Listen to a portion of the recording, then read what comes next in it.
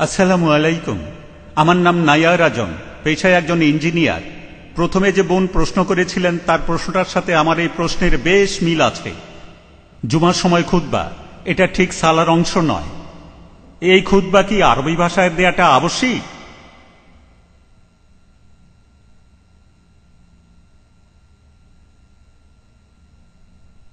ভাই, আপনি প্রশ্ন করলেন যে জুমার সময় খুতবা এটা আরবি ভাষাতে দেয়া আবশ্যিক কিনা। এই ব্যাপারটাতে বিশেষজ্ঞদের মধ্যে কিছু মতভেদ আছে। এখানে শুধুমাত্র ইমাম মালিক বলেছেন আরবিতে পড়া আবশ্যিক। অন্যান্য সব বিশেষজ্ঞরা যেমন ইমাম আবু হানিফা, ইমাম মাশাফি, ইমাম আহমেদ বিন হাম্বল, এমন বেশিরভাগ বিশেষজ্ঞই বলেছেন এটা যে কোনো ভাষায় পড়া যাবে। তবে জুম্মার খুতবার মধ্যে যে বিষয়গুলো থাকতে হবে, অর্থাৎ আল্লাহ তাআলার সন্তুষ্টি লাভ করা, আমাদের নবীজির জন্য দোয়া করা, আর জুমার খুতবায় যে আরবি আয়াতগুলো পড়া হয় সেগুলো অবশ্যই আরবিতে হতে হবে। বাকি অংশটা যে কোনো ভাষায় হতে পারে। আর এমন কোন সহিহ হাদিস খুঁজে পাবেন না যেখানে নবীজি বলেছেন যে জুমার খুতবা এটা অন্য ভাষায় দেয়া যাবে না। তবে আমি এটাও জানি যে নবীজি সবসময় আরবিতে খুতবা দিয়েছেন, কারণ সে সময়ে আরব দেশের লোকেরা তারা শুধু আরবি ভাষাটাই জানতো, বুঝতো। সেজন্য নবীজিও শুধুমাত্র আরবি ভাষাতেই খুতবা দিয়েছেন। কিন্তু কোন হাদিসই বলছে না যে আরবি ভাষা ছাড়া অন্য কোনো ভাষায় খুতবা দেয়া যাবে না। নবীজি কোন লোককেই বলেননি যে খুতবা আরবি ছাড়া অন্য ভাষায় দেয়া যাবে না। জুম্মার সময় খুতবা দেওয়ার কারণটা হলো এতে করে সমবেত লোকদের আল্লাহ এবং নবীজির নির্দেশিত পথে পরিচালিত করা যায়। এছাড়াও এতে এই সমবেত লোকজন জানতে পারে যে তাদের আশেপাশে ইদানিং কি ঘটনা ঘটছে। এক কথায় খুতবার মাধ্যমে মুসলিম উম্মাকে পথ দেখানো হচ্ছে। এটা খুবই অযৌক্তিক হবে যদি বলি যে আমি কাউকে এমন ভাষায় উপদেশ দেব যে ভাষাটা সে বোঝে না। বাস্তব ক্ষেত্রে আপনি কাউকে উপদেশ দেবেন এমন ভাষায় যে ভাষাটা সে বোঝে। আপনি যদি আমেরিকায় যান, আমেরিকার অনেক মসজিদে ইংরেজিতে খুতবা দেওয়া হয়।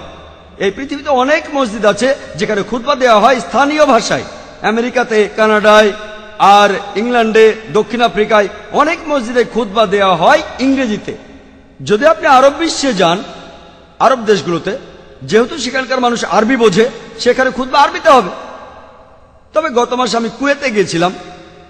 যদিও সেখানে বেশিরভাগ মানুষ আরবি বোঝে, তারপরও কিছু মসজিদে খুতবা দেওয়া হয় ইংরেজিতে, কিছু মসজিদে খুতবা দেওয়া হয় উর্দুতে, কিছু মসজিদে খুতবা দেওয়া হয় মালায়ালাম আর অন্যান্য ভাষায়। মসজিদগুলোকে সরকার বিশেষভাবে অনুমতি দিয়েছে যাতে করে বিদেশি লোকজন, যেসব মানুষজন কুয়েত দেশটার নাগরিক নয়, যারা বিভিন্ন দেশ থেকে কুয়েতে এসেছে চাকরি করার জন্য, তাদের জন্য এই খুতবা স্থানীয় ভাষায় দেয়া হবে। তাহলে খুতবা যে কোনো ভাষায় দেয়া যাবে, কিন্তু এখানে শর্ত হলো যে আল্লাহ সুবহানাহু ওয়া তাআলার প্রশংসা আরবিতে হতে হবে, আর আমাদের নবীজির জন্য দোয়াও আরবিতে হতে হবে, আর খুতবার সময় দোয়া আরবিতে হতে হবে। এই দোয়ায় মাত্র কয়েকটা আয়াত রয়েছে, কয়েকটা লাইন। খুতবার সময় সেটার অনুবাদ করতে পারেন, তাহলে এতে কোনো সমস্যা নেই। সত্যি বলতে মানুষকে উৎসাহিত করতে হবে যে যখন খুতবা পড়া হবে সেটা যেন স্থানীয় ভাষায় পড়া হয়। সেটুকু বাদে যেগুলোর কথা বলেছি এটা আরবিতে হবে, তবে অনুবাদটাও বলা যাবে।